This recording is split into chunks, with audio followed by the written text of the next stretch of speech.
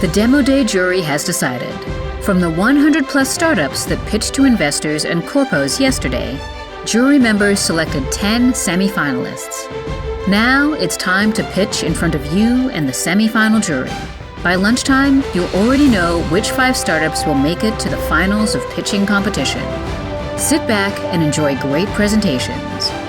Meet our semifinalists and jury members. I will say to you good morning, good afternoon, good evening. I don't know where you are, but I can imagine that you're pretty much everywhere. And I am delighted to be right here in Maribor, in a studio in Maribor, beaming out to you everything that's going to unfold here at Studio 2. And that's right now, it's all about that Podim pitching competition semi-finals. But before we go into that right now, just very simply introduce myself once again. My name is Peter Hopwood, and I'll be your host, taking you through this pitching competition today. Again, everything that happens here in Studio 2 today and also tomorrow as well. Right, so as you've heard, I'm here in Maribor. So far, but yet so close to you. I would love to know exactly where you are. So whatever village you're in, whatever town, city, close in the region, or even further afield, we would love to know where you are. So in the chat, pop it in the chat, let us know where you are, and then we can actually find out who is maybe the furthest away, beaming in from around the globe, right to beautiful Maribor. Let's find out. Pop it in the chat for us right now. So, the Podim pitching competition, as you heard, we actually had more than 160 different startups, founders, big ideas yesterday during the demo day, sharing their ideas with lots of jury members, lots of people, lots of investors, people who are interested, curious in those ideas. And we've managed, I don't know how we did it, but we did it. We've managed to squeeze that number down to just 10. And right now, very shortly, you're going to hear those 10 semi-finalists, those 10 big ideas that our jury members here of 8, so we have 8 jury members, they will be deciding the fate of those startups, and we're looking for, very simply, 5 finalists. 5 finalists from those 10. They will decide, and as you listen, again, you can decide as well. Again, in the chat, let us know what you think. Let us know how you feel about what you hear as well. I'm just looking over at the chat right now. We've got quite a few things coming in. We've got Patui. Now that's really far away from here, Patui, just down the road, in fact. But there's more coming in. Berlin, London. I think there's actually San Francisco as well. So already I can feel this isn't just something local. It's far, far bigger indeed. Right. A little bit of information about this pitching competition and really what it means. But remember, it isn't just about winning. Certainly not just about winning. So winning gives you the prestige, gives you the prize as well, which is in fact the main prize, a spot at Fundraising Bootcamp in London, one of the best programs out there really to get funded, and also a free desk rental at Tomorrow co-working spaces for 1 year. For 1 whole year. So very good indeed. But it's not just about that. It's more about the connections you make and the conversations that you make from being the winner. So walking away a winner, people will hear more about you, you'll get more exposure, and people will really understand what your idea is all about. Now, the criteria. What's the criteria? Many different pitching competitions have all different types of criteria. Here, very simple and very effective as well. So it's all about 3 things. All about the product, all about the market potential, and naturally, all about the team as well. So our 8-member jury team, they will be looking out specifically for those 3 areas to help them make their decision to who they feel should walk into or boosted into the final, which we'll be hearing a little bit later on as well. What's the drill? Very, very simple and very easy and effective to follow. 3 minutes, so 3 minutes to pitch, right? For some, 3 minutes can be a long time. For others, That can go very quickly indeed. And we'll see exactly how the startup founders, how they deal with that time as well. 5 minutes also, that is for questions and answers from the founders as well, to dig a little bit deeper underneath the bonnet of these ideas. Okay, right, so that's that regarding the background and overview of the actual competition. Let's meet all the jury members as well. So we have our jury members on the screen, I believe, right now. Absolutely. You're all looking very lovely, and I can see you're looking keen and ready. Great backgrounds as well. Indeed. What I'm going to do right now is just quickly go through so all our audience know exactly who are the people making the choices and the destiny for our startup. So first of all, we've got associate from the UK, Launch Hub Ventures, Mirela Jordanova. Also, associate partner of Speed Invest from Austria, Markus Lang. Co-founder and CEO of APC Accelerator here in Slovenia, Gregor Potoka. We also have director of EBRD Star Venture Accelerator from the UK, Francesco Krakolitsi. Forgive me if I get that wrong. We also have the general partner of 500 startups in Istanbul, Turkey, obviously, Enis Huli. Tomorrow program director from the UK, Marcella Donatello. And Slovene Enterprise from the Slovene Enterprise Fund here in Slovenia, Nina Urbanic. And finally, our 8th jury member deciding the fate of these startups that we're about to hear right now, managing partner of South Central Ventures in Serbia, Jan Klober. Right, that's everybody. You can hear me, I can hear you hopefully.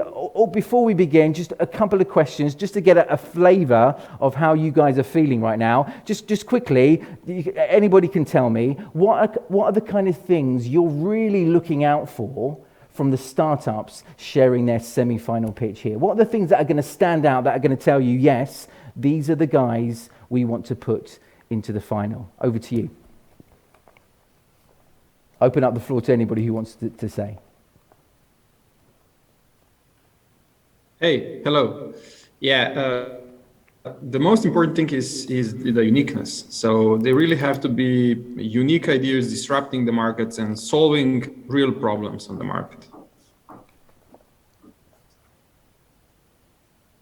For me, for sure, what I'm looking for is the global vision. I think in our region, that's something that we need to make sure we have it.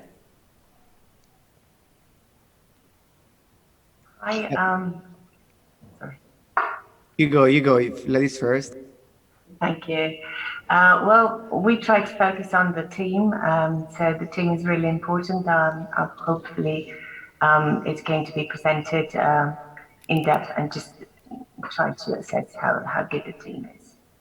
Fantastic. Listen, thanks so much. Again, I'm sure each and every one of you, you've done this many times. You know what you're looking for. You know the kind of things that really stand out in a pitch because you hear them all the time. So I'm intrigued as much as you are really to hear what these startups have to say. Right, I think it's time, and I'm sure you'll agree with me as well, it's time to meet our very first startup of this Podim competition, semi-final competition. Let's see if they are here online with us right now. Think Treasury from Romania, are you with us? Yes, I'm here, and regards from Bucharest, from Romania. Cosmin, fantastic Bucharest. You're looking great. Beautiful Bucharest with us right now. Okay, so you know the drill. You know how it works. You've got 3 minutes and 3 minutes only. Less, yes, you can. Use that time wisely. And literally right from now, take it away. Your 3 minutes starts now. Thank you, Peter. So we are Thinkware. We are in the business of putting open banking at work. I will start with just this. The point is, financial life for companies is hard, not only for the consumers, but also for the businesses. To do financial management, it is hard. And you can see here 3 of our friends. We are doing with all of these and some others POCs right now in Central and Eastern Europe. Alexandra, Stefan, and Anka, they are all managers in financial departments in large SMEs. And they have one thing to do, them or their teams in the morning. They need to go to each and every bank and download the data in CSV files and different other formats in order to make reporting and do treasury management for their companies. We have a secret sauce. We already have an aggregation infrastructure that it is battle tested. We can connect to each and every bank from Europe and create a single pipe of data with the data already manipulated and data analytics on top. We are already awarded and trusted by the banks. So we are helping banks to consume the data from the other banks. Right now we are in the last program, acceleration program with Visa Innovation Program in Central and Eastern Europe. And we want to put these in the benefit of the businesses.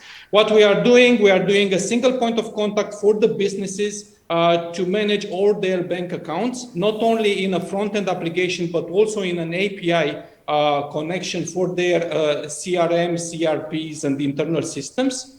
If you put a question and you mark the word demo, I will show you this application later on, but I have only 3 minutes right now. I will tell you more on our competition. We are not alone in the world. There are companies like Cobase, Omicron, and Cashforce that are also trying to reach this solution for companies. We have a global vision, but we want to be king of the jungle in Central and Eastern Europe for now. Right now, we are connecting and making a lot of very production tests with companies in Central and Eastern Europe in these countries. In terms of our team, we believe we are the best team to do this. We all have experience in management in either big tech or financial services providers like ING, GE Capital, and so many. This is our extended team. And we are also having a Seal of Excellence for European Commission. We are funded by Gapminder and Elevator Ventures, the CVC of Raiffeisen Bank International. We are supported by both Google and Microsoft for Startups programs. And I believe I'm in the time to tell you, thank you very much. And I'm waiting for your questions. Cosmin, absolutely fantastic. Guess what? You just made it. You heard that lovely siren, that almost fit for a king, because I can hear you would love to be the king of the jungle in Central and Eastern Europe. A lovely phrase. Right, let's now move over to our jury members and let's dig a little bit deeper underneath the bonnet of your idea and let's hear what they have to ask and what they have to say about what they've just heard. Can I? Yeah, sure. Cool. Okay, cool. So can you tell me a bit more about the commercial strategy? So how did you end up closing these POCs you were talking about? So, as a matter of fact, as for these POCs, we were approached by the companies. Because we were awarded in Warsaw 2 years ago by Citibank, and then Citibank, after giving us a big award of their regional competition for PSD2, they asked us to come to London to their global markets, and we discussed on this potential of using our infrastructure for big corporates.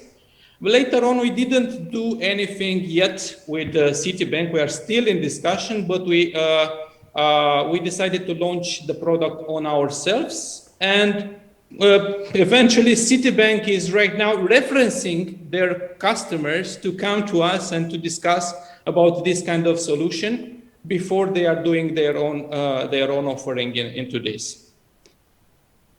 Cool, thanks. Hey, one more question. So how much time do you need from the first meeting towards the integration? So how long is the cycle?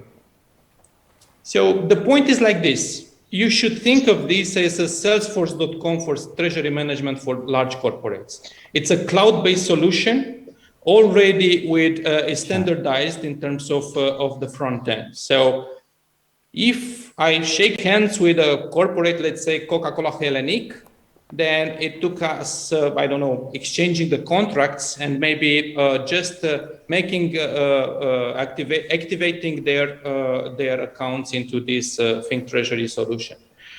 We are looking right now, because we are in the Microsoft for Startups program, to integrate Active Directory solution so that they can log in within their internal corporate ID to this cloud interface.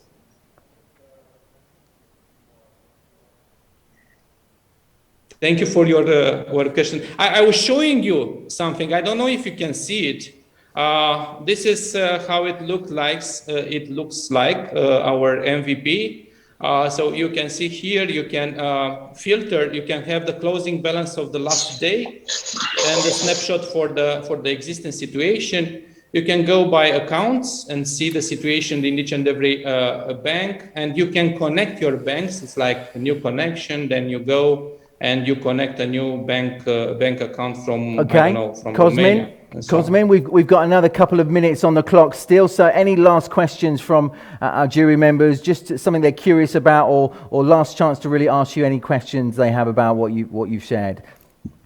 How did you end up in that industry? So what is your background? Why are you the right team? How did you end up in that industry? Hi, Marcus. I believe we were on the same stage in Pioneers 2 years ago, if you remember. So I used to be a banker. I used to work for Volksbank, GE Capital, and ING. I started in banking as an owner of an ING bank branch in 2007. So this was my start in banking. The other partners of mine, one of them used to be chief operating officer for Ferratum Bank, and previously he had 15 other years in operation management in different banks. And the CTO used to be a regional senior architect for critical infrastructures in Middle East and Africa for Dell EMC, and previously for IBM. So our core funding partner team is with a very good background in enterprise sales and enterprise critical solutions in banking and at this large scale. Fantastic. I think we've got another 30 seconds on the clock. One last question, if there are any more from our jury members, or maybe you're satisfied with what you just heard. Are you raising money? How much, and what are you using it for? Not now. We just raised $500,000 from our funding partners, Elevator Ventures from Austria and Gapminder VC from Romania. We are looking to open a new round, Series A round, maybe at the end of this year. Until then, we are looking for partners, for potential POCs, to go further and develop more the product. Cosmin, that is where we're going to leave it just right now. Thank you so much. We will see and find out if you become that king of the jungle you always want to be. Thank you so much. That's Think Treasury from Romania. Our first startup of the Podim pitching competition, the semi-finals. We've got another 9 to go. This gives you a kind of flavor of really what to expect. Let's move on now to our second semi-finalist. And so we jump back on the plane. We're in Bucharest. We come back over to Slovenia. So Pablo, are you with us? We are with you. Wonderful. Žiga, can you just quickly tell us, where are you right now in Slovenia? I'm in Ljubljana, in our beautiful offices. In your beautiful offices in Ljubljana. Wonderful. Right. You know the drill. You know how it works. we're going to give you 3 minutes, no more, less if you wish, but no more. And it's up to you how you use those 3 minutes as wisely as you can. So from now, it's over to you. All right. Thanks for having us. Again, my name is Žiga, and welcome to Pablo. Remember how back in the 80s video killed the radio star? Well, live video is kind of killing every other form of video content out there. People watch live content 10 to 20 times longer than any other on-demand content out there. I want you to put yourselves into the mind of a young retailer. 50% of your potential buyers lose interest after your advertising story. And only 3% of the remaining half will actually buy your product at the end. That's why you need to interact with people in real time. You need to keep that momentum high. And people should buy your product right after they feel the need of owning it. I want to show you how Pablo works in just 3 simple steps. First, you create your show, you set a date, and you invite all your friends. Then you stream with your iPhone and you shine behind the camera, of course.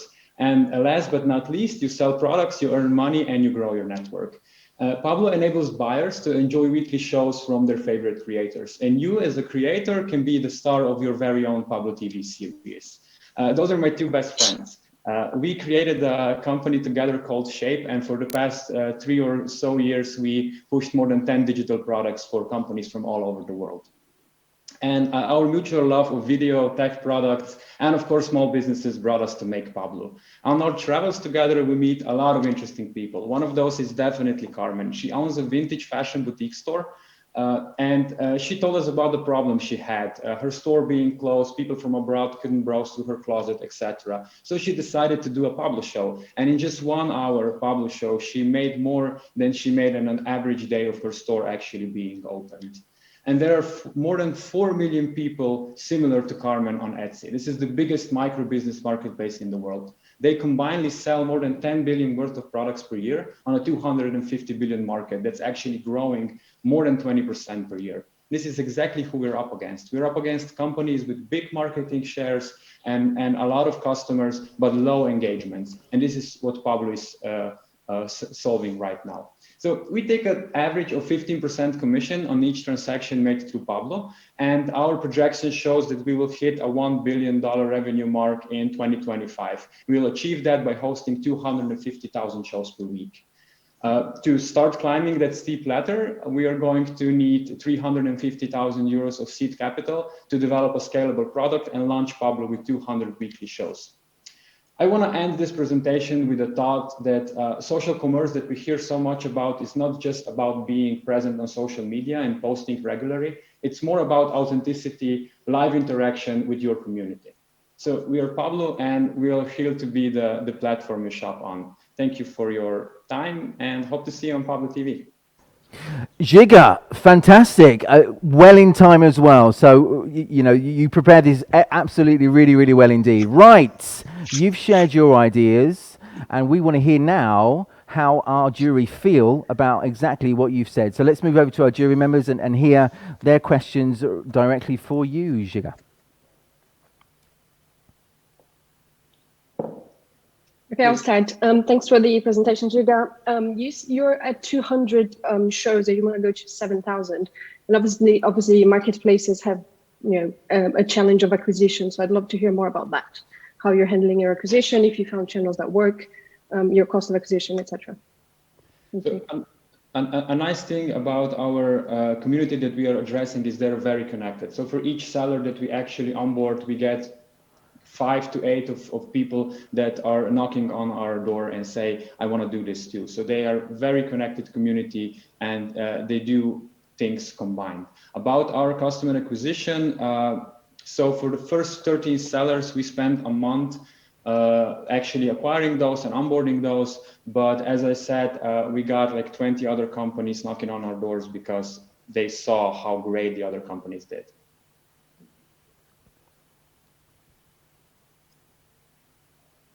Hey, one more question. So what about your team? You said that in your past, you launched around 10 different digital products.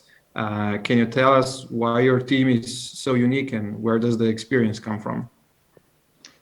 Yeah, so I think that we already crossed that bridge where we don't fight anymore because we've known each other for 10 years. There's not a single hurdle that can actually stop us. We have good experiences as well. So I'm in tech, and I've been working with different tech products for my whole career.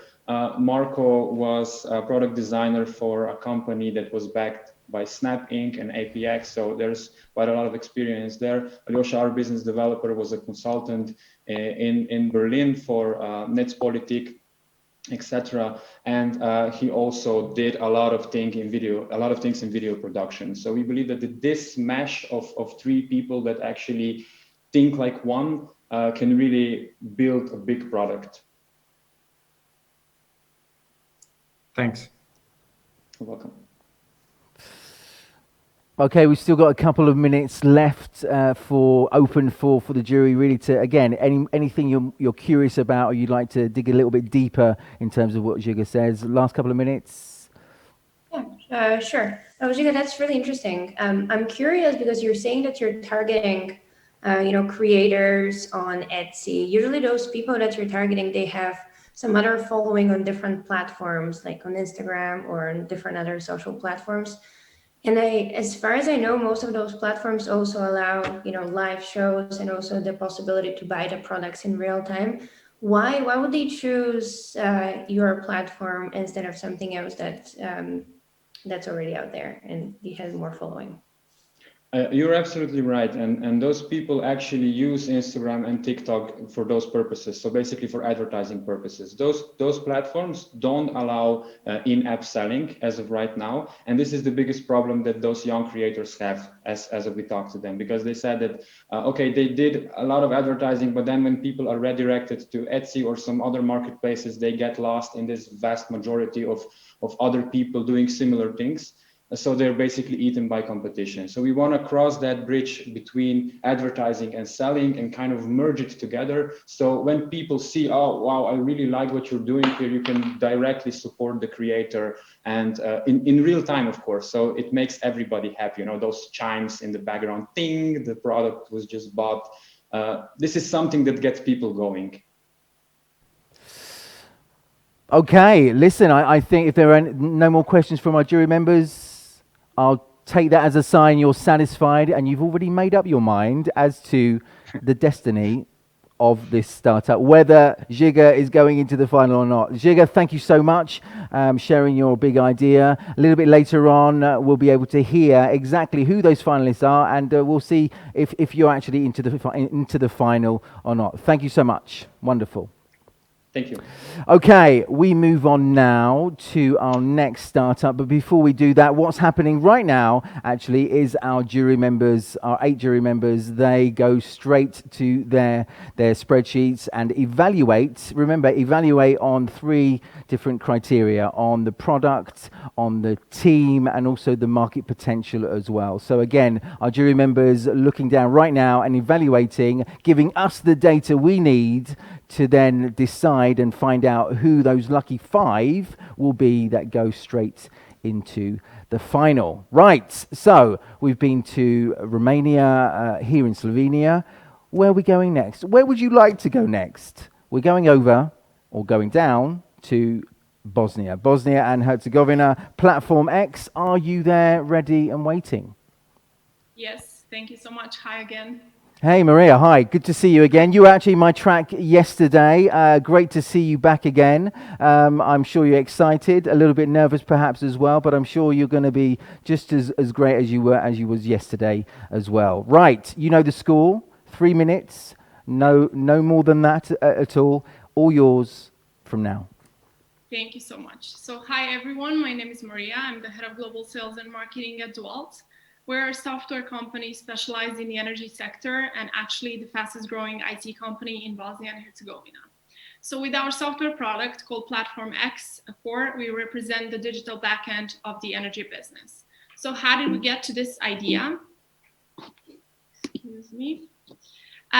We saw that existing softwares in the industry come from a different time. They're outdated, inflexible, and usually require high maintenance. On the other hand, the market is also becoming liberalized. There's more and more retail energy providers which are emerging, and all of them need expert IT systems. On top of that, we're also witnessing the largest energy sector transformation in history, where renewables are actually taking over fossil fuels. So due to all of these reasons, nowadays IT solutions in the energy sector should serve as the main tool for achieving the competitive advantage of energy suppliers. And that's exactly where Dwalt comes in.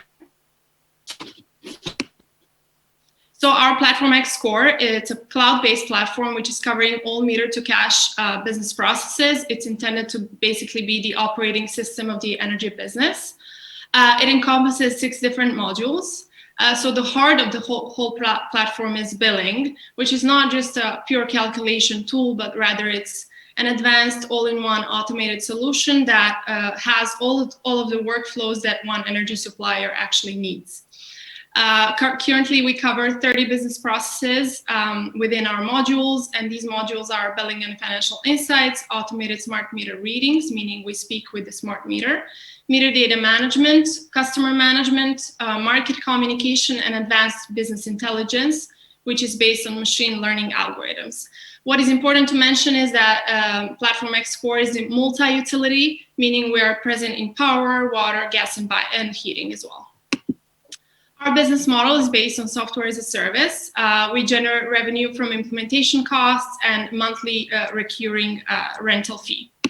Up until now, we issue 750,000 bills per month with 100,000 smart meter readings. Our sales so far have been 7.5 million euros.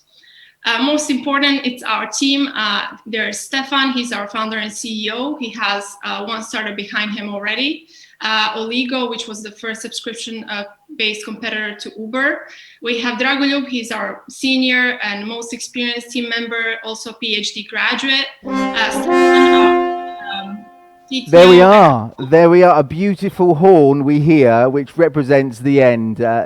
You almost made it, but listen, a really strong pitch naturally, and so Platform X in representing Bosnia and Herzegovina. You're in Banja Luka right now, is that right? If I remember, yeah, absolutely. Right. So over to our jury members, and let's hear how they felt about what they've just heard.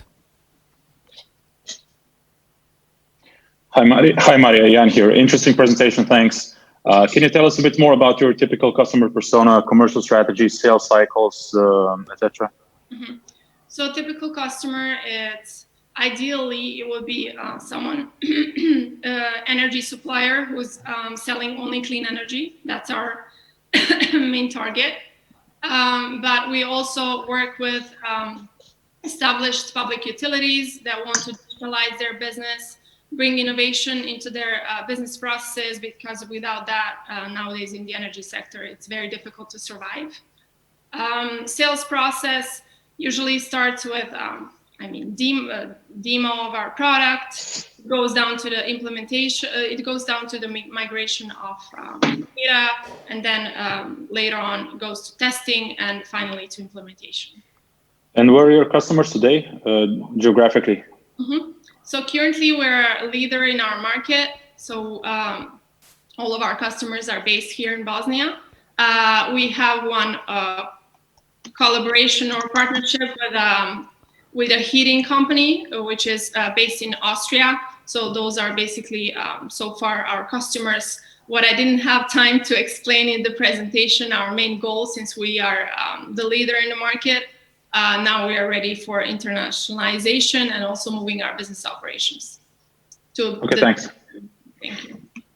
Maria, I've got a question, Francesco here. So tell me more about, you are the right person for this. Tell me more about how does it work, the process from you meet someone, how do you meet someone that could potentially use your platform to them becoming a client? So how does the whole sales process work?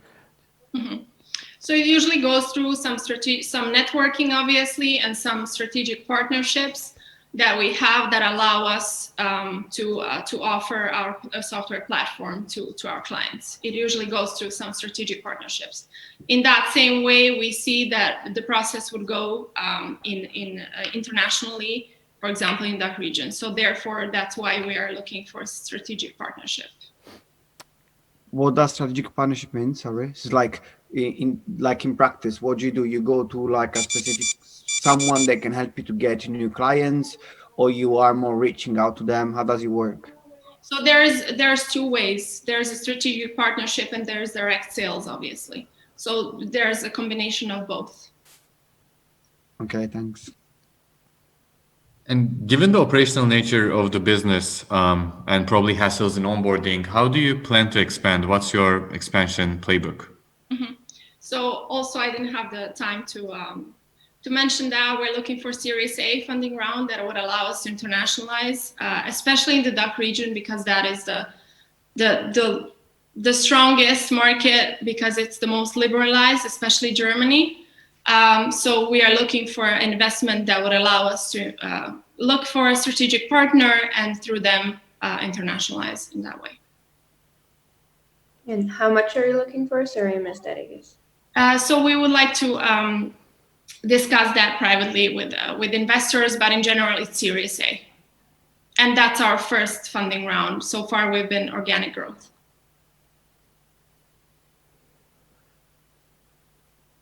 Okay, we've got 60 seconds on the clock. Last 60 seconds. Any last questions you want to throw in for Maria before she goes? Yes, just a question about competition. Who are your main competitors? Mm-hmm. So as I've mentioned, those older software solutions in the industry, those are some of the big companies like SAP, Oracle, big companies that have made software a long time ago, about 20 years ago. And then there's what we consider our real competitor. It's Power Cloud. It's a German-based company. They're also working on a cloud-based software solution for energy. So it's an innovative product as ours.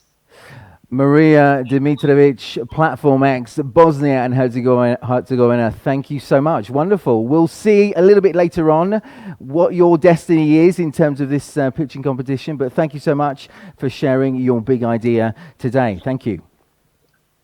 Right, just to remind everyone again, as our jury members are looking right now down at their evaluation sheets, giving us their feedback on what they've just heard, just to remind everybody, remember, between 12 and 1 in the lobby, Diana and Erdogan will be sharing with everybody who the lucky 5 finalists are. Maybe we've already had 3. Maybe we already have our three lucky winners already. I don't know. In fact, again, we'd love to know what you think. In the chat, let us know how you feel about what you hear. Again, if you're the founder, please don't write things about yourself in there. But everybody listening, everybody tuning in, love to hear what you think about what you hear as well. Okay, let's move on now to the next startup. So again, Romania, Slovenia, Bosnia and Herzegovina. Where do we go next on our whistle-stop tour around Europe? We're going north. We keep going north, and we find ourselves in the beautiful country of Switzerland. We are in Switzerland right now with Price Hubble. Price Hubble, George, are you there? Yes, I'm here. Wonderful. Hi. Where are you right now in Switzerland, actually? Oh, I'm actually in Vienna, in Austria. Right. So you're Vienna, Austria via Switzerland. Fantastic. Exactly. Right. Okay. Exactly. But no, you could have just said something in Switzerland, some place in Switzerland. We would all believed you. Anyway, It's just between us. Nobody knows. Right. Okay. You know the drill. You know what to do. You know what you have to do to get where you want to be. 3 minutes. Have to be quick. Absolutely. 3 minutes are all yours. Okay. Thank you. Yes, hi, we are Price Hubble, a fast-growing and scaling international PropTech company. We are specialized on digital products for the real estate industry based on advanced technologies. My name is Jörg Buss, and I'm the Managing Director of Price Hubble Austria. Real estate is the largest asset class worldwide. Really everyone has a financial or emotional connection to real estate, but it has a huge problem. The market is non-transparent, inconvenient, and unreliable. It is almost impossible to dive into and understand the market and its dynamics with the available information. And that's why we at Price Hubble pursue this mission. We want to collect, organize, and analyze the world's real estate information and make it insightful, actionable for everyone along the residential real estate value chain. Thereby, we want to scale globally and valuable locally at the same time. The vision we want to reach is to set up a new level of property and market insights to create new finance and real estate ecosystems around the world. Everything we do to achieve this goal is based on extensive, extremely valuable data pool. From here, we can generate property market price estimates and forecasts using the latest technologies, such as explainable AI and machine learning. Building on this, we have developed a variety of digital solutions for real estate, financial, insurance professionals that allows them to power new, efficient ecosystems. Now, what does it mean in detail? In the first step, we are collecting millions of data from different sources, open data, commercial data, and partnerships. This data includes, for example, points of interest, socioeconomics, transport, or evolution data. It is then evaluated with our automated valuation model and calculates property values such as the statistically most likely sale and rental price. Based on this, we have developed a real estate dashboard that maps all the important price-sensitive factors of residential property. It is easy and intuitive to use. Further solutions then enable the evaluation and assessment of more complex properties such as multifamily houses or entire residential portfolios. Why are we one of the best players in the market? We have one of the European largest and best data scientist team focused on real estate. Second, we are using the most advanced deep learning and AI methods that allow significantly better predictions compared to, for example, hedonic approaches. Third, we have a strong focus on UI and UX so that our products are understandable and intuitive. How an ecosystem with PriceSable can look like? With our products, it is possible to reach customers at every point of their journey. When they look for a property, need proper information for financing, thinking about investing in renovation, thinking about to sell the property, or evaluate their wealth for future investing. Our clients can provide their customers with the relevant real-time real estate information at any time and thus remain in permanent dialogue. Yes, and well-known investors and over 600 clients trust in our products and services we offer in 5 European markets and in Japan. Our journey is far from over, and so we are already looking to the next markets, investing in the expansion of our team, constantly developing our products. There we are, absolutely. What a lovely sound. For some, a lovely sound to hear, maybe not so lovely for you, a founder who's pitching right now. But there we have it. So that's 3 minutes up, making it fair and square for absolutely everybody. Let's hear from our jury members how they feel about what they've just heard.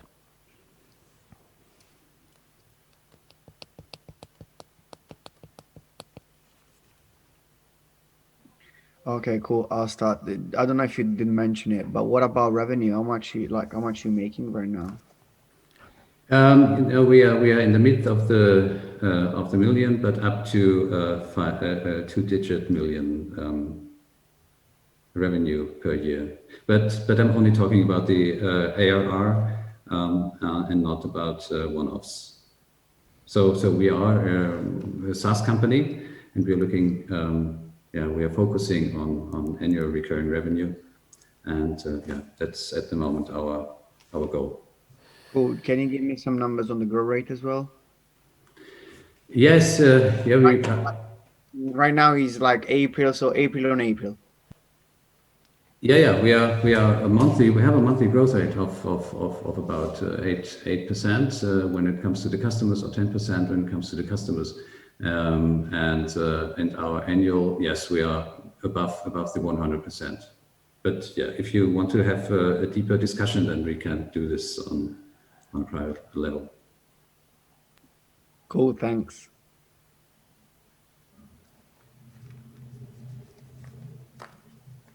Who's your typical customer?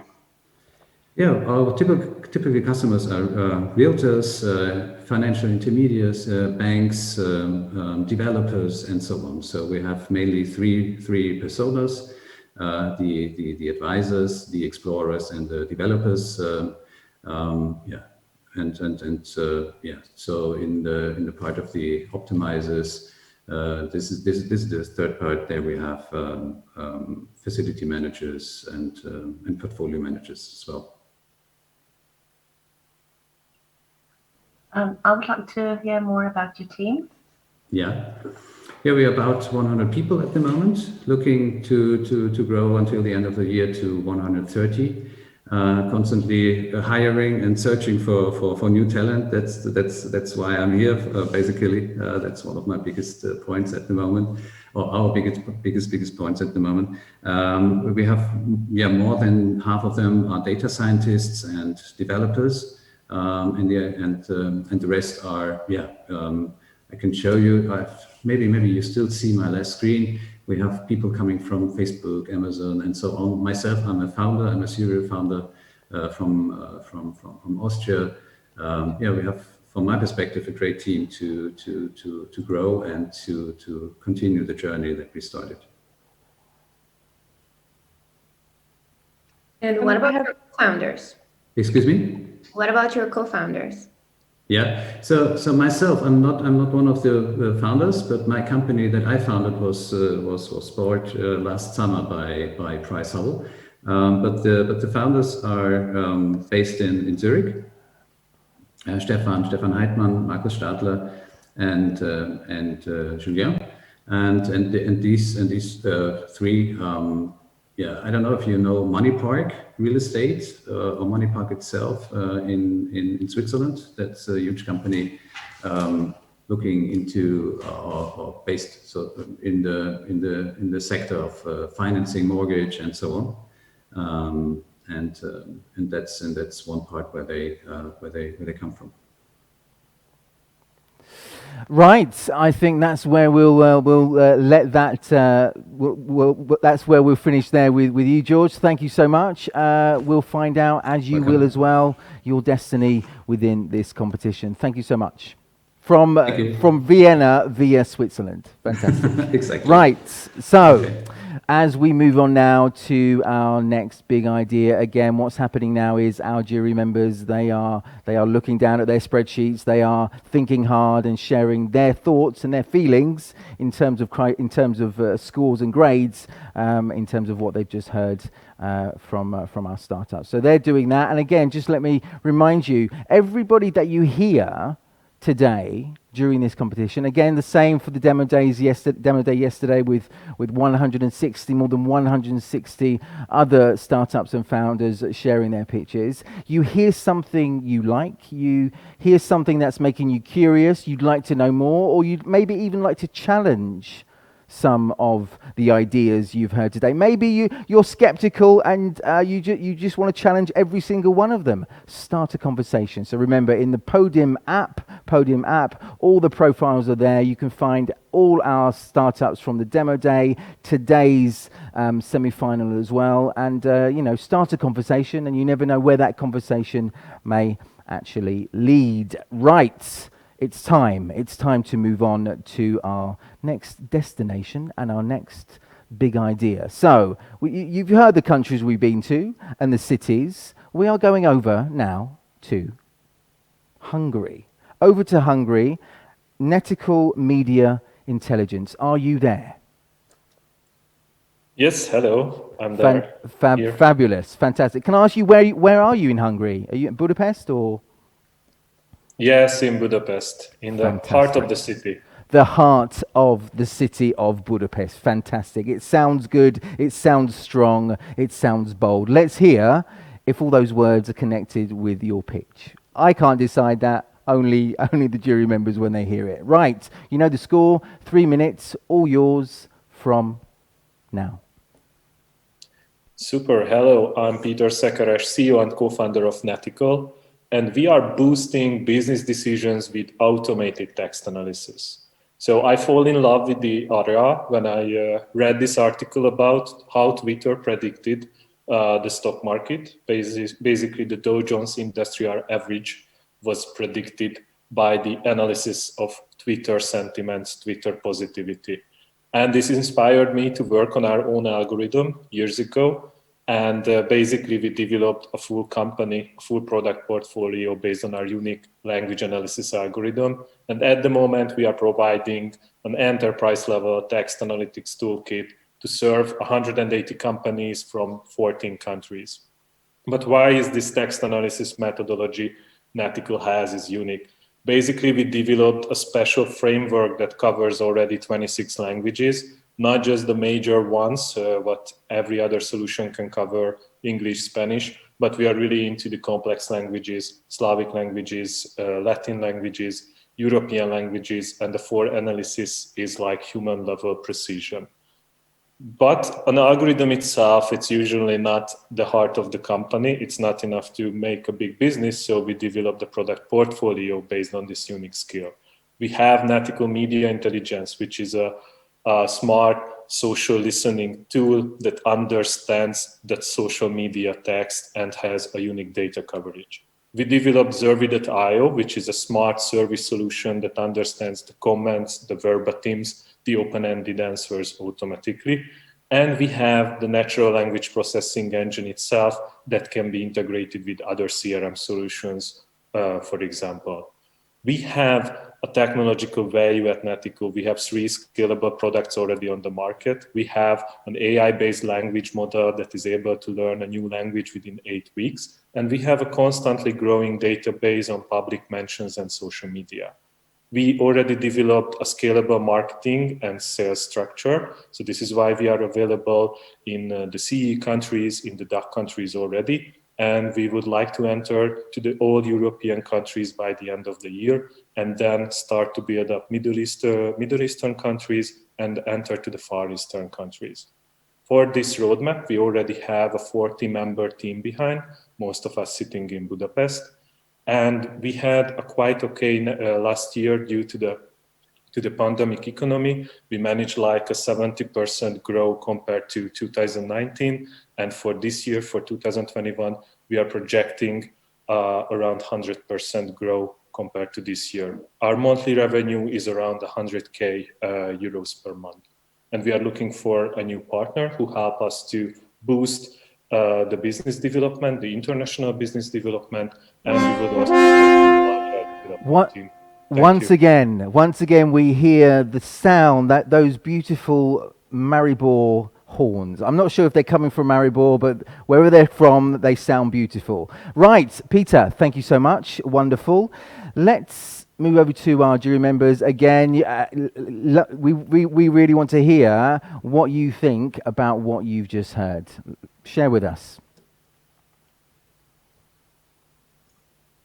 Hey, quick question. Since you're progressing very nicely, who would be your exit partner and where's the future of the company? Okay, the exit partner can be like various technological companies who are looking into to enlarge their text analysis solutions and NLP-based knowledge. This might include big providers like Oracle Europe, or even Cisco is like a big acquiring company. And of course, each of our products has like a big sister or big brother, a more mature company on the market who can be also aspirants for a potential exit in the near future. Thank you.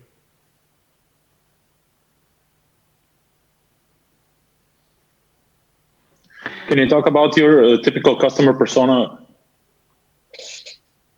Yes.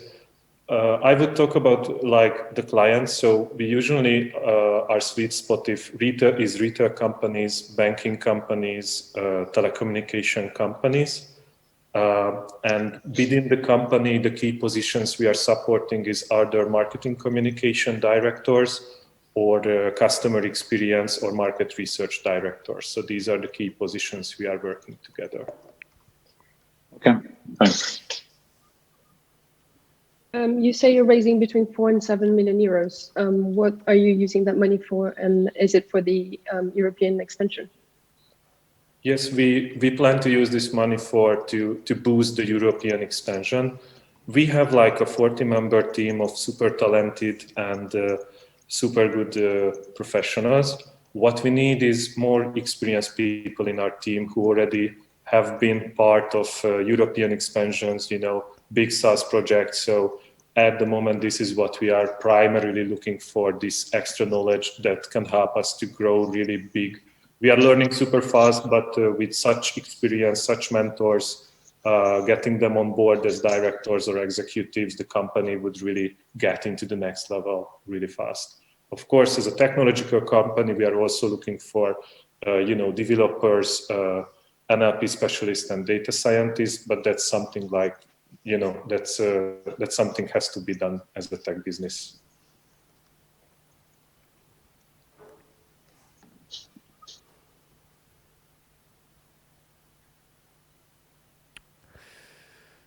I'm sure there's another question coming. I'm sure there's something else you'd like to ask, curious or skeptical, perhaps. You'd like to challenge Peter. Mm-hmm. What's your biggest challenge at this point? Sorry, I think I interrupted someone. Sorry. Yeah, me too. Go ahead and I'll ask later. Okay. Yeah, not sure whether you could understand the question. What's your biggest challenge right now?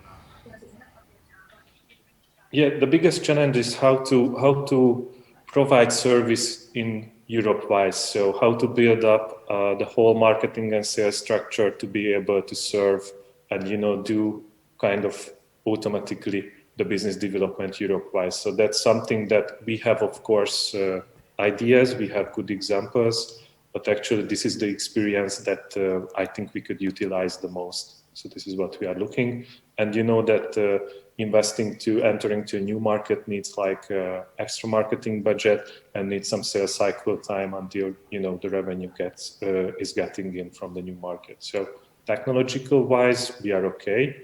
I think we can grow and achieve our goals really fast. But of course, any business support and knowledge is coming well to a company who wants to go this big. I would like to ask if you are GDPR compliant. Are there any privacy issues? No, we don't have privacy issues. So we handle all of the products. We have a great default, very detailed default GDPR regulation, privacy policy, and data handling policy. So that's handled on the highest level. And usually when we make contract with a new, big company, big corporation, we are also managing the separate data processing agreements and NDAs and data management agreements. So that's handled on the corporate level as well and in general level as well. Peter Shakaresh from Budapest, Netical Media Intelligence over there in Hungary. Thank you so much. That's fantastic. We will hear a little bit later on, and you will as well, your destiny in terms of this semi-final Podim pitching competition. So thank you so much. Wonderful. Right, again, what happens right now is our jury members, they look down on their evaluation sheets and they let us know behind the scenes how they feel about what they've just heard. But in fact, again, we're halfway through now. So we've heard 5 different diverse ideas, and you can tell as we go on, as it unfolds, it's getting more and more difficult to decide who should actually move in to that final. If I was to ask you right now, out of the first 5, halfway point, who would you choose? Who do you feel should go into the final? Again, on that chat, let us know how you feel, and maybe your top, maybe not top 3, we only had 5, your top 1 out of this first 5 halfway point. Who do you think, if you were to choose, if you were a jury member, who would you choose?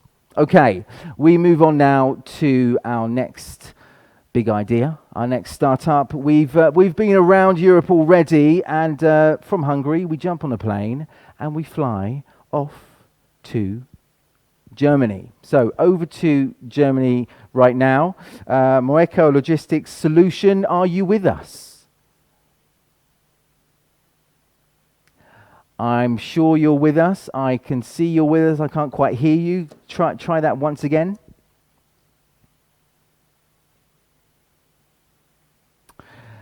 I can see you and you're looking fabulous. I just can't hear you. We'll try it again. You're smiling. You a beautiful picture. Just I can see you moving. I can't hear you. I'm not sure whether our jury members can hear you, because they really need to hear you, and naturally our audience as well.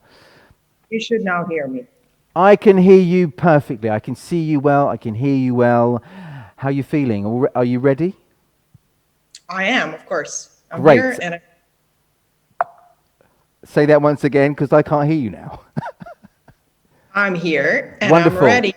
I can see you're ready, and I know you want to get on with this as soon as possible, as we all do. Right, so you know the drill. You know how it works. 3 minutes, all yours to do exactly as you wish. Use those 3 minutes wisely.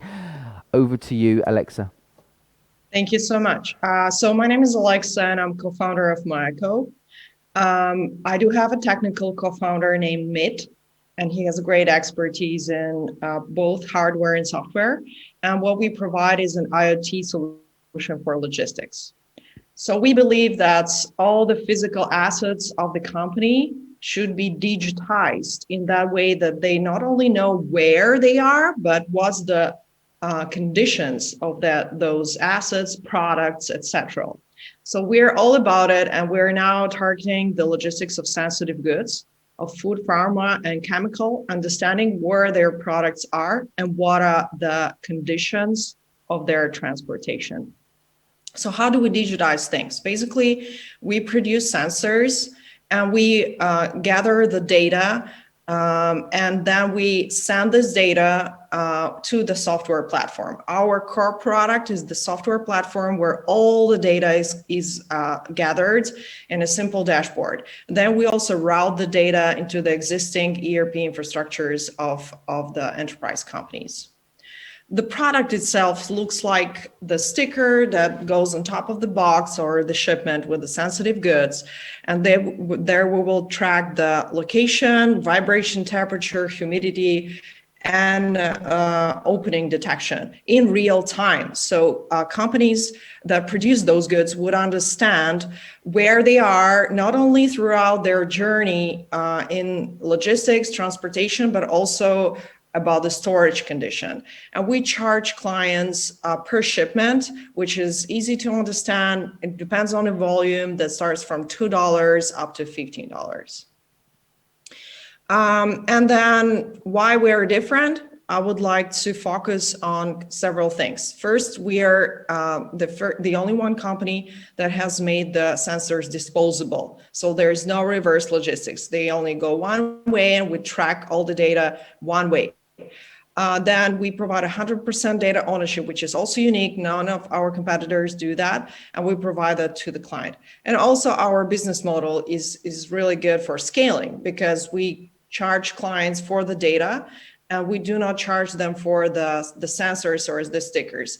It all goes in a bundle. They don't have to take care about like how do I produce more sensors?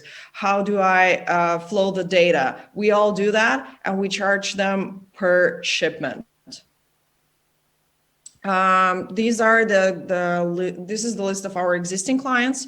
On the right, you can see the contracts that we have already signed and all the negotiation stages in the middle. And on the left side, this is the pipeline that we have. The final slide would be about our rounds. We're halfway through the 4 million round. And we are looking for the investors that are focusing on logistics, supply chain, IoT, data, AI. Yay, I've made it. What? Absolutely, you celebrated it. I celebrated it as well. I just love that sound, don't you? Right. Thank you so much, Alexa. Well, something I didn't ask you at the beginning. Where exactly are you in Germany? I'm in Berlin. Most of our team is distributed, not only in Berlin. We're fantastic. All different Great. So in Berlin and team distributed around Germany. Let's go straight over to our jury members. I'm intrigued as much as you are, really, to hear what they have to say about what they've just heard. Sure. Yeah. So basically, first thing, I really struggled to see your presentation. The other jury member had the same problem. Like, you guys pinned the wrong screen, so we couldn't. Yeah, same here, and it was the second time that happened. At least for me. I sent it to you, so you'll have a chance to look at it again. I'm sorry about that. Yeah, and the second one, you did mention that you got some competitive advantage, like compared to your competition. Like, can you expand a bit more on this? I heard what you say that you got some like rated data, etc. Can you like dig a bit more? Sure. We keep a track of our competitors on a weekly basis, so I really know what I'm talking about.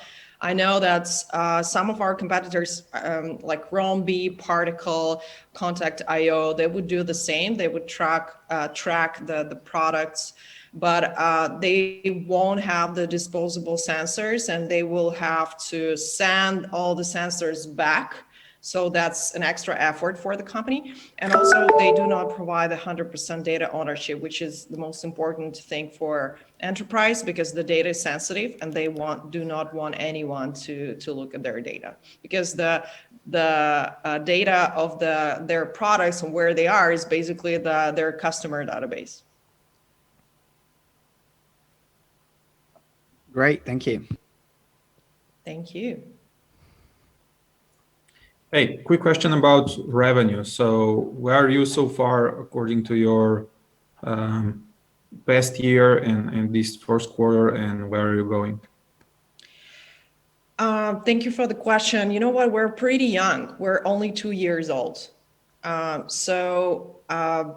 terms of revenue, last year we hit the $0.7 million of revenue. This year we're targeting to 4 at the end of the year, and I'm pretty sure we're gonna make it. Thank you very much. Thank you. Can you tell us a bit about the operational nature of the business, again, given the hardware fees, given that it's only one way and you have to implement it to your customers, how that whole process works and how do you make all that process scalable? Sure.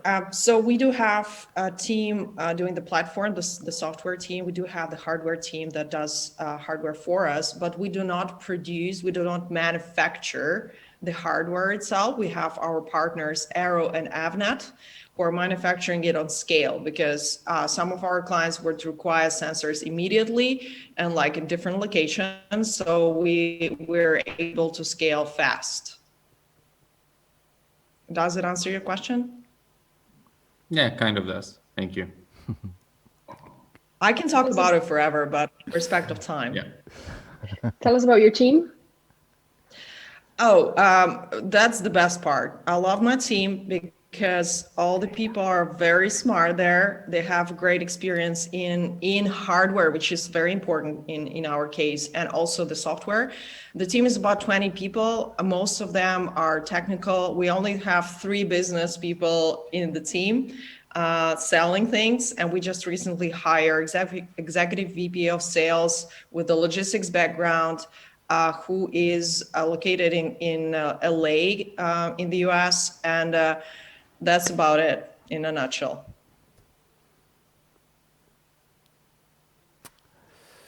We've got another 60 seconds, together. So any last questions, making use of the time for Alexa? To challenge me, yeah. How can we help you? So if you have a magic wand, what would you wish for? There is a sweet spot at this specific time when we have recently onboarded a really big client and we need more resources immediately. So I need to start, hiring people, getting more and more like now. So I really need to close this round until the end of the month so I can focus on this client in June. That's like the time issue is the issue. When Gregor asked you that question, Alexa, I thought when he said how can we help you, I thought you were going to say you can put me into the final. I mean, that's what probably most people would say. Sure, I wish, but you decide. It's your privilege to Absolutely. decide. Right, Alexa, thank you so much. Wonderful from Berlin. Actually, before you go, I just couldn't help, as I was looking at you and listening to you, the image behind you, there were moments where you were moving your head slightly to the other side, and it almost felt you could fit your head onto that picture, which was quite an intrigue. The other way almost. It sort of turned around, yeah. If you had some lipstick on, you'd be almost exact replica of that picture. Alexa, thank you so much, and we'll hear a little bit later on how you do in this competition.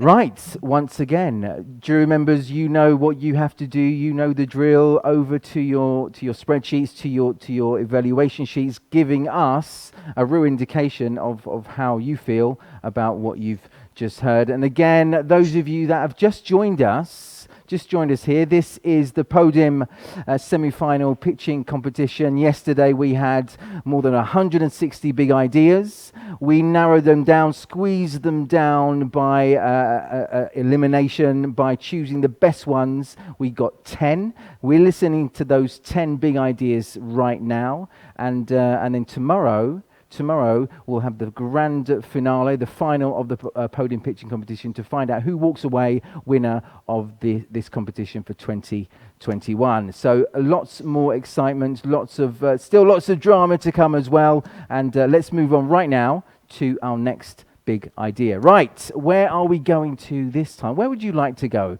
Where would you like to go? We've just come from Germany, Berlin. We get on a plane, not too far away, moving over to Switzerland. Right, we are now in Switzerland. Image Bat, are you joining us? Are you there? Hello. Yes, we are. Fantastic. Whereabouts are you in Switzerland? What city? We're based in Geneva, Switzerland. In Geneva. In the western part. Fantastic. Lovely to be connected with you and naturally everybody else that's joining us also wherever they are. I'm sure you're ready. I'm sure you've heard the competition already. You've heard what you're up against so far. Let's see and hear exactly how you do. Right, so literally from now, you have your 3 minutes of fame. Good morning. My name's Andre. I'm the CEO and co-founder of Adipose. This was my father. He had a chronic lung disease called COPD. But as you can see, he became super weak and frail because he lost a lot of body weight without wanting it. This is body wasting, and it's a killer. 3 million patients die because of body wasting and not their chronic disease every year. These 5 people have all been diagnosed with the same chronic disease, COPD, and we know one of them is developing this fatal condition, but who? Today, nobody knows when body wasting starts and in which patients.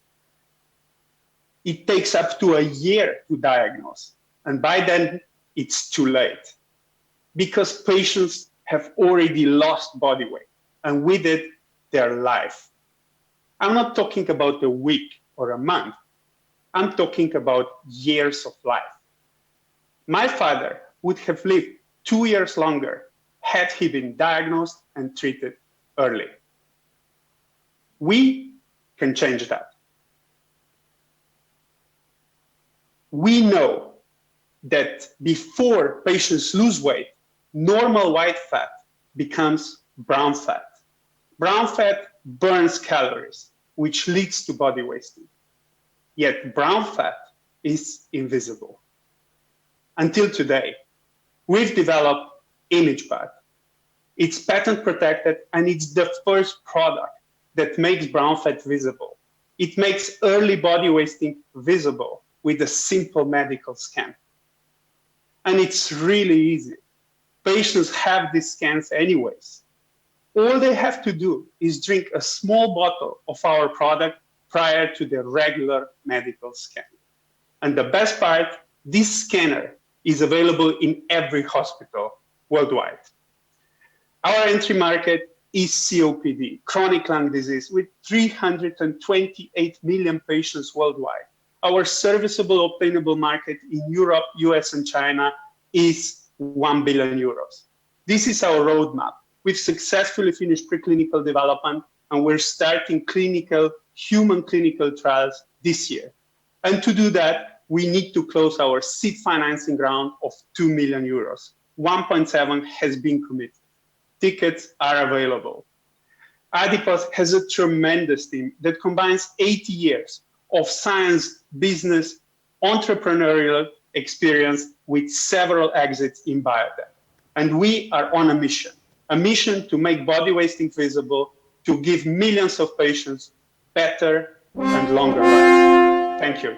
There we are, those horns, and I figured out who they are. It's actually Urban and Diana, next room, 2 horns, beautifully playing. I don't know how they learn so quickly, but they're doing really well. There we are, on a mission for making body wasting visible. Intriguing and an interesting idea. Let's see how intriguing and interesting it was for our jury members. Over to you. Hey, so Francesco here. So you say you want to raise 2 million, you had already 1.7 like already booked. Just a couple of questions. First of all, what evaluation are you aiming for, and how are you going to use this like 2 million or 1.7? Yeah, thank you for the question. So this is the use of funds. Majority of the funding goes to clinical trial, phase 1, and the rest for IP, GMP production and the team. We're closing in June, and it's a really good return on investment for our seed round investors. The other part of the question is, I think that was the question, right? Yeah, and I would see like ROI. What do you mean with ROI 15-30x? It's a 15 to 30x ROI because exits in medical imaging are on the level of 500 million and above. So that's debatable. Anyway, thank you. Okay, you're welcome. Question. So what's holding back your competitors that are already on the market and inside the hospitals selling, different medicine? What's holding them back to just,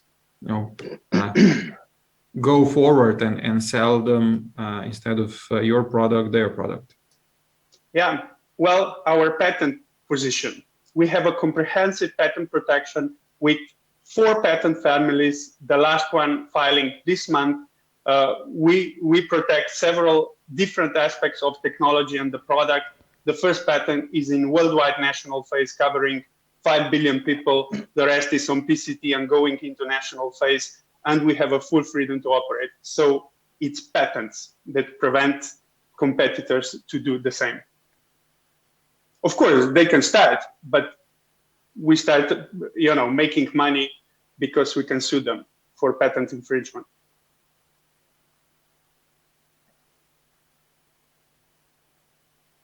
When is your break-even point? Yeah, our break-even point is our exit. Of course, we need to invest money into R&D for clinical development. The exit comes when we get the product approved in Europe and US, our key markets, in 2025.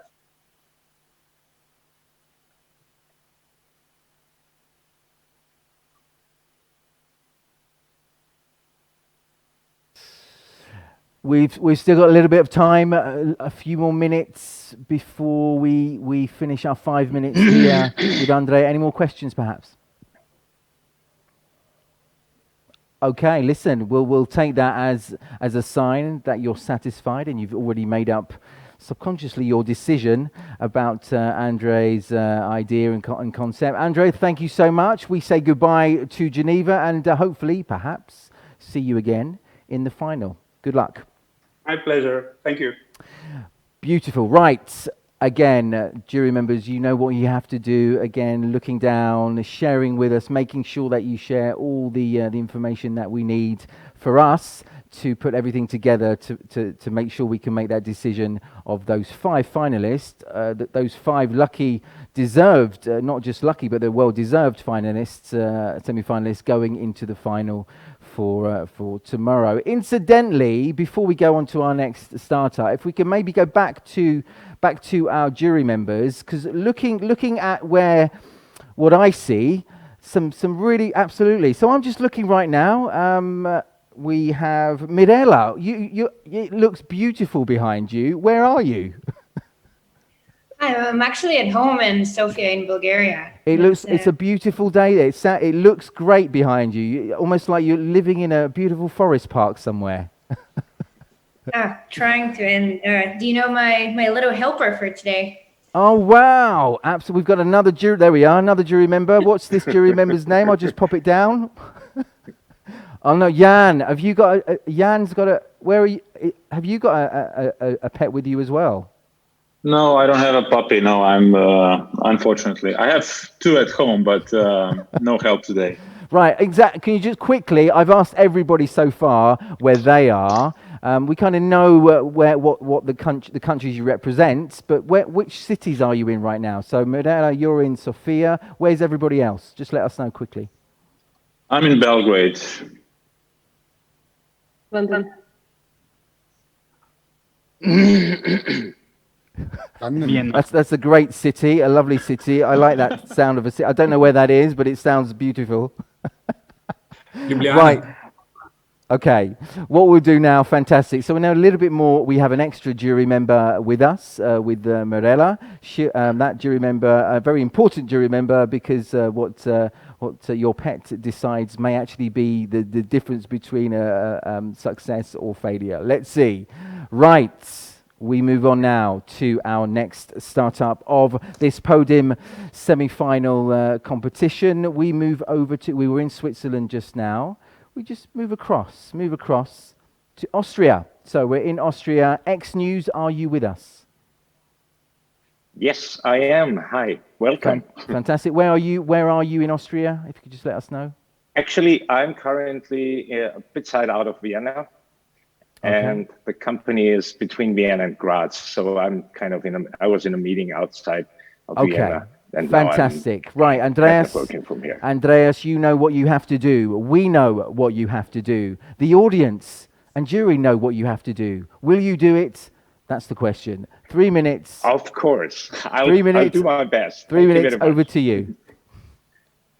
Well, it's a pleasure for me to introduce to you X News 3.0. And I did that yesterday and explain what it is. It's real-time research on steroids, what we call it. It's primarily aimed as a B2B solution for public, corporate, media organizations, since they all need to find the latest information on various topics. This is the traction that we have just kind of done in the last couple of years. We have Sky as a broadcaster, we have Red Bull as a corporate, but we also have governments in the US, in Europe and in the Middle East. The problem they all suffer with is that it's very difficult and very time consuming to distinguish relevant from misinformation, because all the right information is scattered in too many places. And a typical screen of a user looks like the one on the right side. X News is different. We allow the user to access all their sources in one browser on any internet connected device. And just to give you the two main features of the latest release just a month ago, on the left side, you see a tool that is machine learning that tells the user what's happening inside their sources. And on the other hand, AI delivery mechanisms make sure that from millions of daily crawled articles we do from the global sources are delivered to the end user's story. We give them the speed increase of up to 90%, the trends in the matching articles I was just showing you.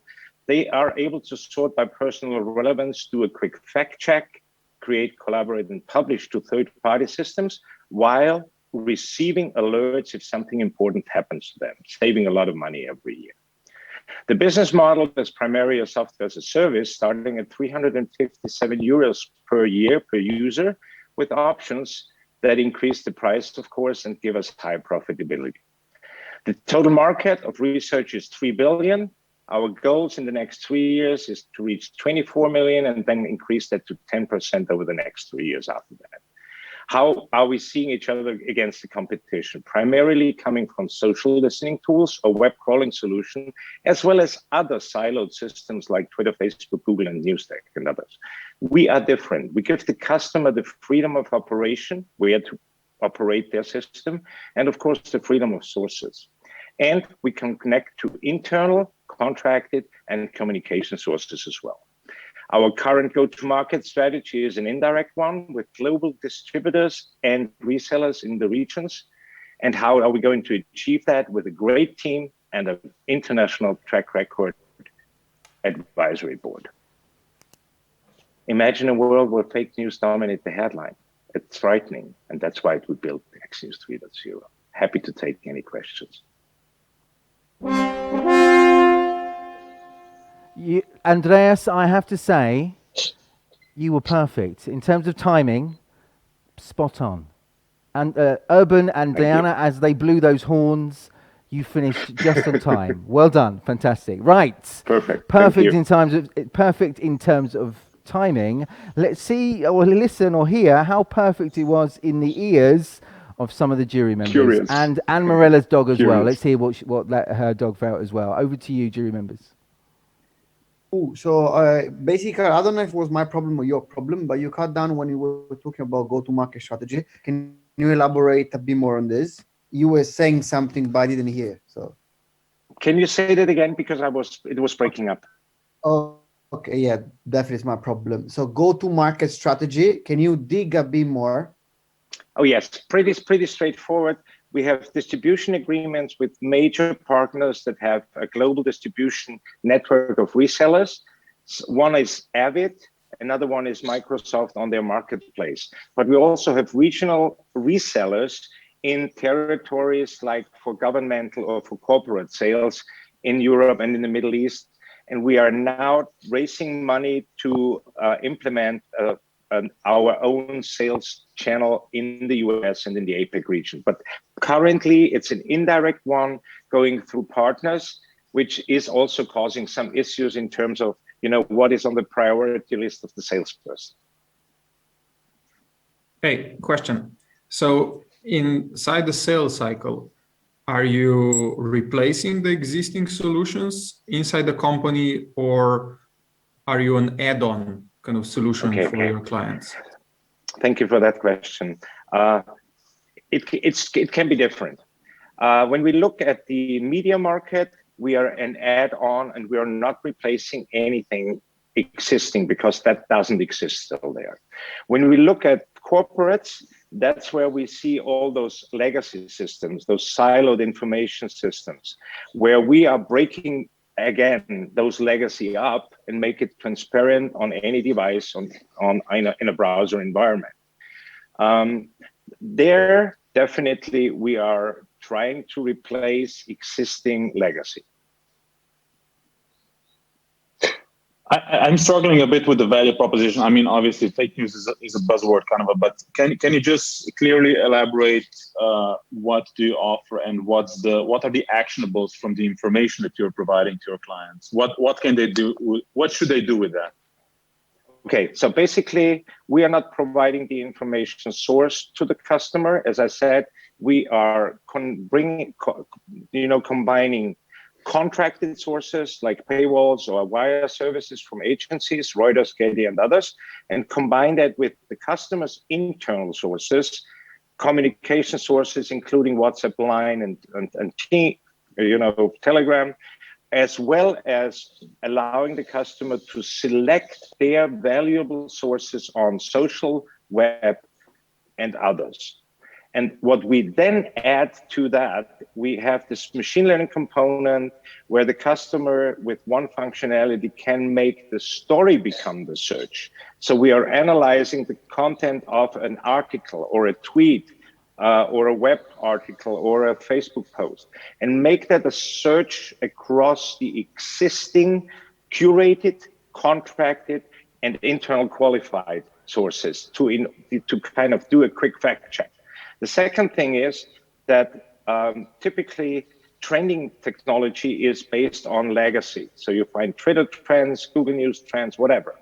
We give the customer the ability to analyze what's happening within their environment, within their sources at the same time. So there's a big difference that we kind of, disclose the relevance or the emerging trends within the application to the customer sources.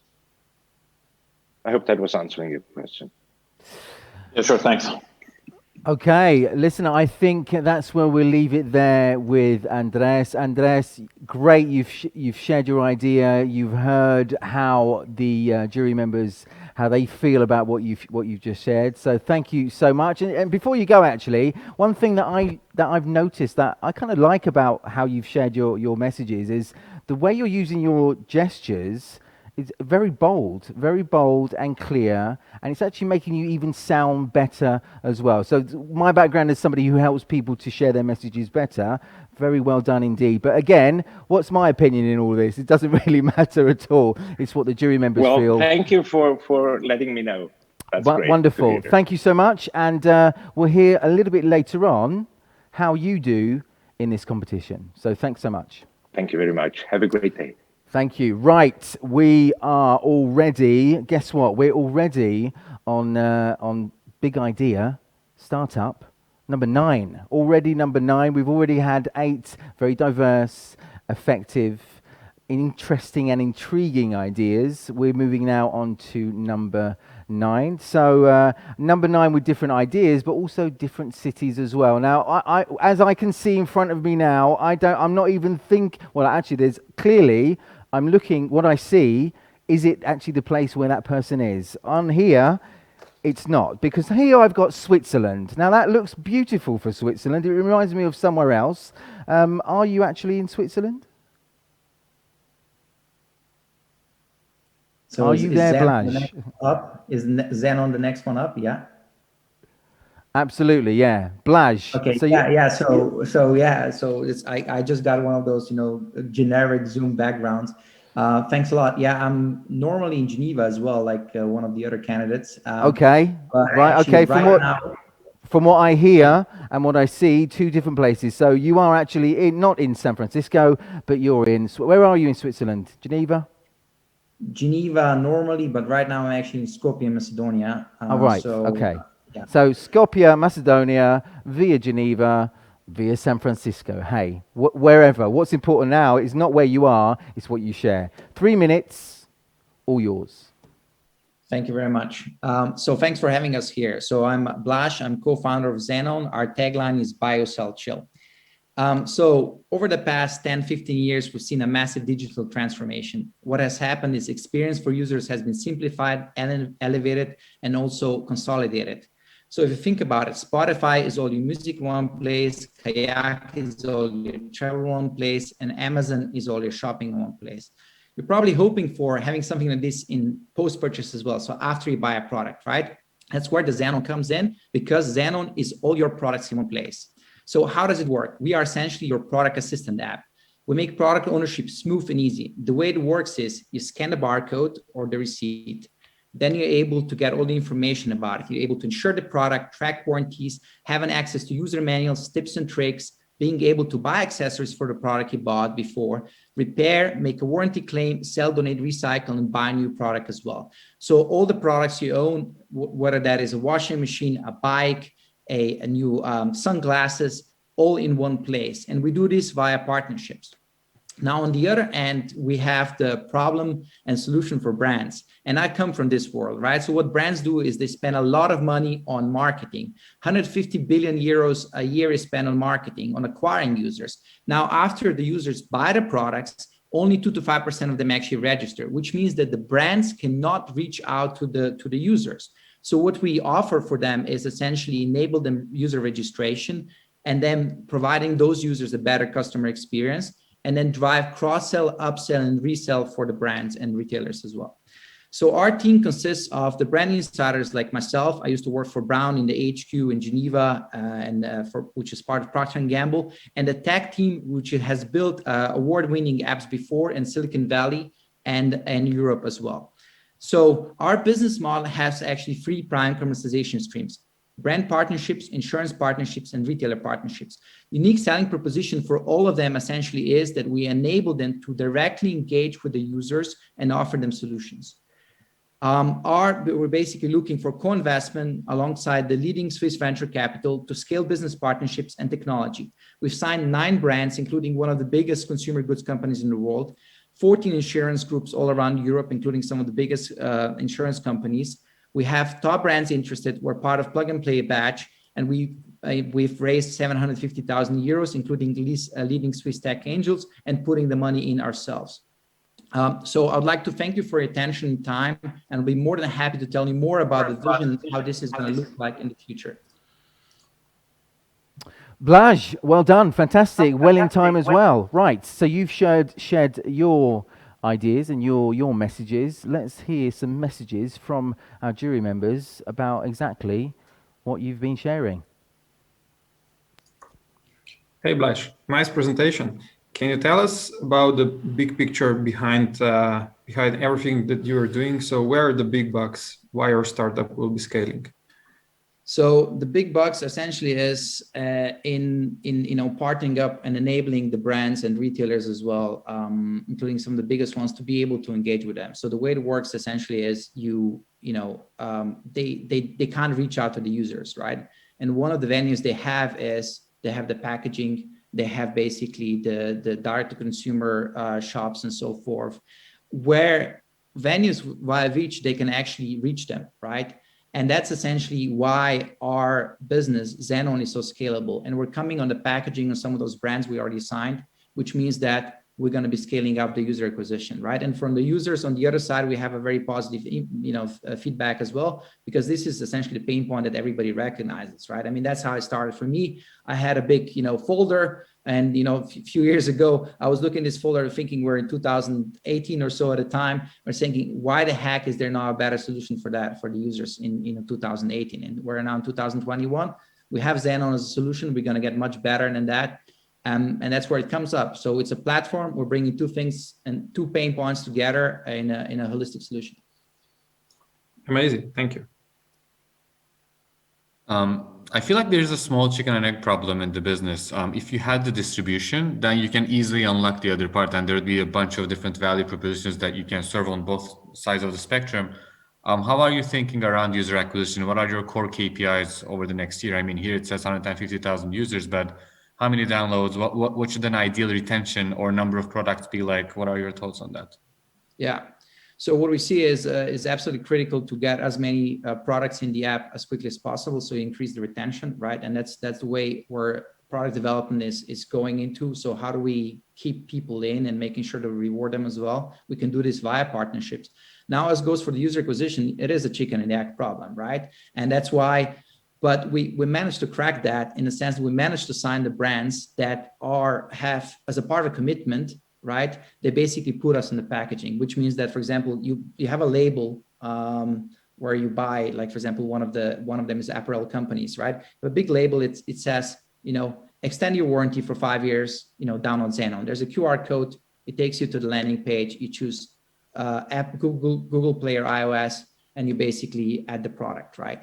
And this is the way how you basically can scale very quickly. Now, fair enough, right? We need to acquire businesses, right? We need to speak to the business partnerships.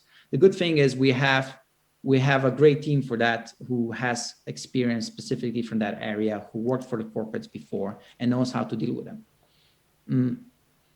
Now, if you think about it, just one more thing, right? As you had a comment around that, right? If a mid-sized brand, or let's say a larger brand, signs us, they usually have about 20 million basically, products sold per year, right? This is not one of the biggest ones. This is not P&G. This is like a fraction of P&G, which means that if you have 5%, conversion rate on that, right, you basically scale 1 million users, right? Just from one single brand, right? Follow up on that. Was that a conscious decision that you made for you to sign brands first and then get customers? Isn't there a way to not sign brands, maybe have a more shallow value proposition, get a bunch of users, then, the brands would be coming to you anyways, and then you can leverage their network and their sales channels over time. But you should be owning the customer initially with a more shallow value proposition as an easier go-to-market. Did you try that, or how did you make that decision around that? We made this decision because we thought it was a faster way of scaling it, right? And that's why we went down that route versus the other way around. Now, of course, we are very consumer centric in a sense that users are our end customers. We need to make them happy. That's the way we develop the app. We regularly loop in with them and so forth to make sure that we're building the app for the users and not for the brands, right? The brand needs to come as a result of that. Now, when it comes to scaling, that's where the choice has been via partnerships, right? Blaž, wonderful. That is where we're going to leave it just there. You've shared your ideas. You've heard the ideas again from our jury members, and we'll see a little bit later on. Remember, between 12 and 1 in the lobby, we'll find out who those lucky winners are. Those lucky finalists from the semi-final who are going straight into the final. Let's see if it's you, Blaž. We'll only know then. Thank you so much. Thank you very much. Wonderful. Right, believe it or not, that was our 9th startup, our 9th big idea. All very different, all very diverse, and as you've heard, we've been. We almost went to San Francisco. It felt like I thought we were going to San Francisco, but in fact, then I thought we were coming back to Switzerland. Not even there. Went over to Skopje. So we've been to many places this morning together. And guess what? We're actually going back. Or remember, home is where the heart is. Yeah, you'll agree with me. I think that's where we're going back right now. So I believe we are traveling straight, beaming across back to Slovenia. Is that right? I think it is. Tomapo, is that right? Are you with us? Yes, we are here and we are in Slovenia. You are here. You are in Slovenia. Yes. I am in Slovenia. We are all in. Where are you in Slovenia, by the way? Ajdovščina. It's on the west Say that once side. again. Ajdovščina. Hajdovščina. Yes. Hajdovščina, I don't know it well, but I'm sure it's a beautiful, beautiful place. Right. Yes, Bojan, you're ready. You know, you know the score. You know what to do, and take it away. Your 3 minutes start now. Okay, thank you. Hi, my name is Bojan, and I'm co-founder of Tomapo, your personal gardening assistant. Gardening is becoming more and more popular, also among the younger generation. And when you look on Facebook alone, you can find 70 million millennials interested in gardening. When we think about gardening, this is what we expect, but in reality, this is what we get, because we don't know what to do, when to do it, or how to do it. So this is why we developed Tomapo, which consists of a web-based garden planner that helps you organize your garden and a mobile application that leads you through the whole gardening season. With this, we made 67,000 registered users happy all across Europe. And we are now adding a seed exchange platform, sensors for a smarter garden, pest and disease recognition, family meal planning support, and finally, we also offer tools for gardening brands that would like to connect to a whole new generation of gardeners. Of course, we have competition, but we stand out because we offer all the features that a gardener needs. We have a better user experience, as proved of with one of the highest ratings on Google Play, and a business model that takes into consideration all stakeholders in the world of gardening. Looking at the B2C segment, we can say that in Slovenia, we have reached 1.5% of the population, and we have a high conversion to pro users. Repeating this in the main European markets would lead to more than 100,000 pro users, or 1.8 million euros of yearly recurrent revenues. On the B2B segment, we made partnership with Semenarna, a seed producer and owner of the largest chain of garden centers in Slovenia. And we also have the first paying customers and partners on the Italian, French, and German market. Our business model consists of more revenue streams. We have been experimenting with many, but mostly so far exploiting pro subscriptions and the tool for gardening brands. In the future, when the number of users grows, we will be adding others, such as in-app purchases. By now, we have been growing mostly organically, and we would like to amplify that with local partnerships with garden centers, with gardening influencers, and increasing our media coverage. We are focusing now on Italy, which is the market with the highest potential in Europe. The team behind Tomapo is complementary, has complementary skills. We have 2 PhDs and experience with previous startups, and we are determined to make Tomapo the best gardening application in the world. To do this, we need an investment to finalize development and to boost market penetration in the European markets. My name is Bojan. This was Tomapo, helping people grow their own vegetables and gardening brands grow their businesses. Thank you.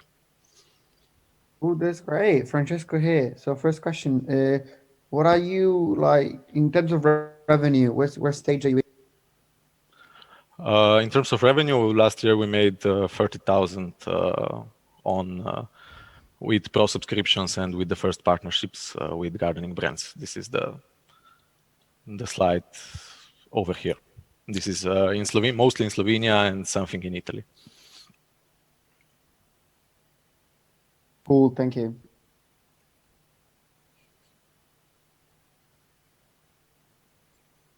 So looking at the last, let's say, 12 to 15 months, a lot of people were working from home. Did you see any reflection between COVID and home gardening? Are there more users or more active users?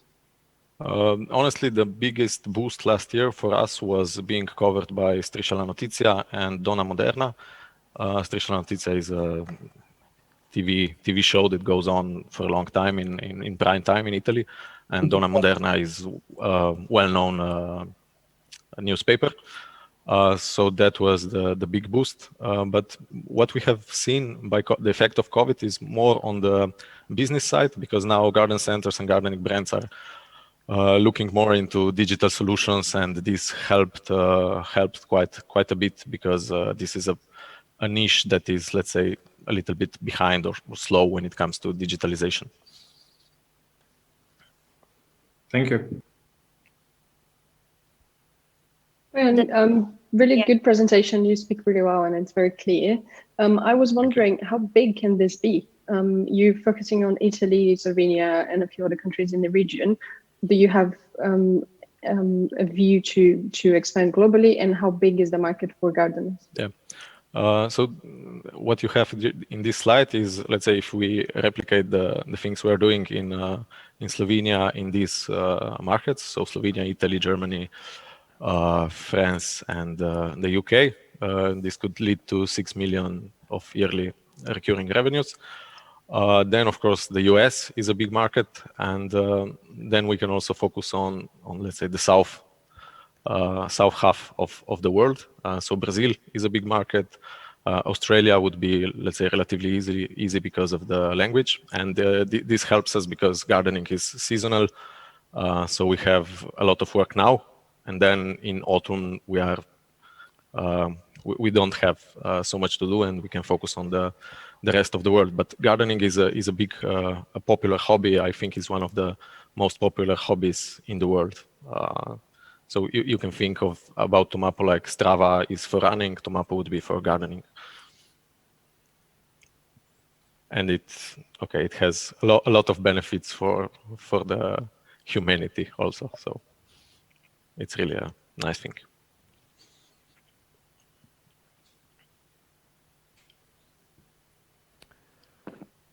We've got another minute or so, 60 seconds or so. So again, this is the last chance. Anything you're curious about, or perhaps even want to challenge Boyan on, perhaps? Now's the chance. No? Okay, again, I'll take that. Oh, there is. Go for it. Yeah. I wanted to learn more about the sensors. Like, I think you mentioned a lot of things that that are in your roadmap for the next few months. And like, how does that entail in your roadmap? Like, you have the seed exchange, the garden sensors. Like, how are you going to implement that? The sensor is a cooperation with the Italian company Lively, and we are now discussing with Verdemax, which is a large producer of gardening-related goods in Italy, to integrate Tomapo with this sensor and to start selling this with them. They have 450 retailers all across Italy. So I think this is something that has quite some potential in Italy. If you want to know about the functionality, it measures soil temperature and moisture, and it gives you advice when you need to water the plants and so on, because actually plants respond to physical condition and not the calendar itself. So. Boyan, that is where we will wrap up this whole semi-final with your last pitch. Thank you so much. You've shared your ideas. We'll hear a little bit later on between 12 and 1, where if you actually make it into the final, and everybody else where they end up, looking for those 5 finalists for the grand finale of the Podim pitching competition. So, Boyan, thank you so much, and good luck with that. Right. Ladies and gentlemen, guess what? We have come to the end of our semi-final extravaganza, semi-final experience today. Again, it's a very, very tough decision, I'm sure. And even as I speak now, our jury members are putting down their thoughts, their ideas about what they've heard about the last pitch right now. It's a tough one, but what we do, we gather all this information, all the data, all the figures, and we'll be coming up with five of these startups who deserve to be straight in there into the final. So you'll know when you'll know this from 12 until 1. So in the lobby, 12 until 1, lunchtime, literally, we'll be sharing and revealing. Urban and Diana will be revealing who those lucky deserved finalists will actually be. Again, it's really tough for me to decide. I'm sure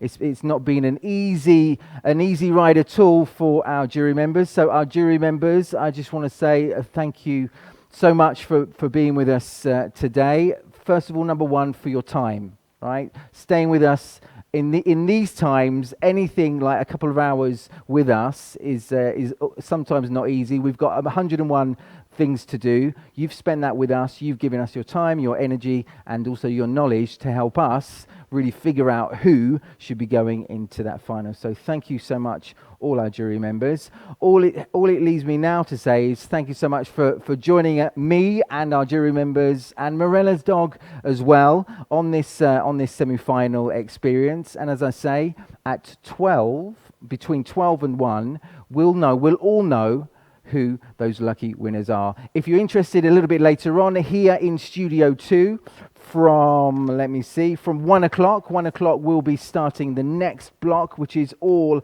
about health tech. So health and tech, those two big buzzwords right now that everybody's on everybody's lips about pretty much most of the things that are happening to all of us on the planet. We'll be delving into that and trying to navigate and make sense of where the industry is moving forward. So all that leaves me now to say is thank you so much, and see you a little bit later on at 1 o'clock.